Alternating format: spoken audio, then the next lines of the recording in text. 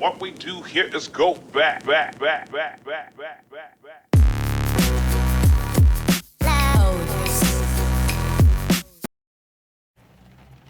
Hi guys, thank you so much for coming back to my channel. It's raining here actually, and I was going to meet up with a friend today, but we've actually called it off just due to the weather. So I'm going to hit the gym, just about to go to the gym, and I thought it'd be a good time to do the shame video just over the way here. I just felt like the weather was a bit, and I just thought it would be a good chance to talk about shame and how people feel shameful when they break up from a relationship. So you may have heard of Brené. She talks a lot about vulnerability and shame. If you haven't already seen her TED Talk or her Netflix documentary, I'll put the link in the description. You can check that out as well. So it's kind of just taking a few variables from there really, and what is shame and why we feel shame after a breakup.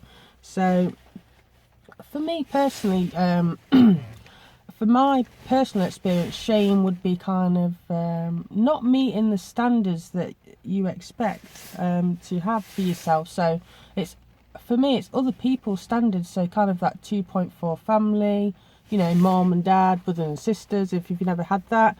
And it's it can be quite, you feel kind of an outcast, I guess, and it's to do with society, I would have thought, setting their standards and you not meeting up to those standards that you believe what everyone should be doing really. And so yeah, with shame, for me personally, it's kind of coming from a one parent family, single mum family,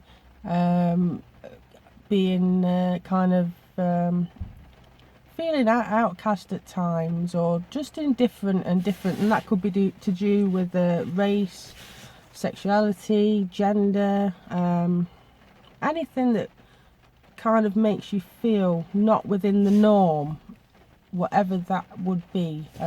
What society tells us is the norm really, and I guess media plays a big part in that. So I don't really watch the news, and I tend to switch off from the outside, what establishment and society tells us that we should do. So particularly after a breakup, you may be feeling a bit of guilt, a bit of shame. If you've had a divorce, there's some shame around that, and it's all to do with how the things that you look at, if you change the things you look at, the things you look at change. So it's about perception and how you look at yourself, I guess, in those situations. So you can either look at it from, say, if you're going through a divorce or separation, you can look at it that you know you failed, here we go again, another breakdown of relationship, and you can wallow in that, or you can flip it round and change how you look at it and change your perception of it.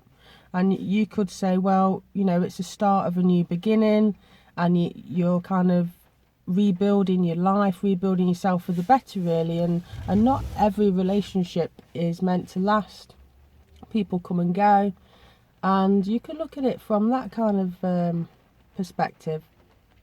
So yeah, it's just that's my view on shame really, and how it kind of affects me. There are some people, you know, from the past, from old school friends and people that come and go out of your life, and you can kind of feel shameful being around them if you're kind of going through a bad time and they're doing really well, and you can compare yourself to people, and sometimes you don't always know if, you know, if you did get married at 19 and meet the love of your life from school, childhood sweethearts, who's to say that you would be happy in that relationship? And you never know what other people are going through. You never know, just because somebody does appear on the outside to be happy and content, and on social media, it doesn't necessarily mean that their relationship's any better than if you've gone through kind of a breakup and a divorce, or you feel like you've failed, and then you still got time to rebuild yourself and have the best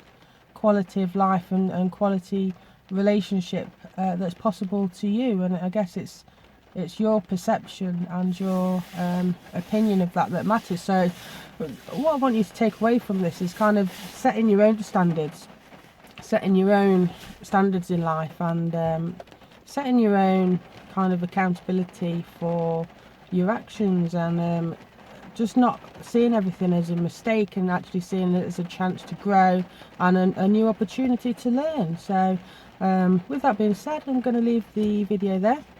I'll put the links in the description for the Brené Brown Shame documentary and also the TED Talk. If you have any kind of topics that you want me to talk about, or suggestions, what makes you feel shameful, put them in the comments below, or email me directly at nataliekelly373@gmail.com. I can read an email out and we can go through it on the next video. And yeah, take care of yourself, and I'll see you in the next video. Bye.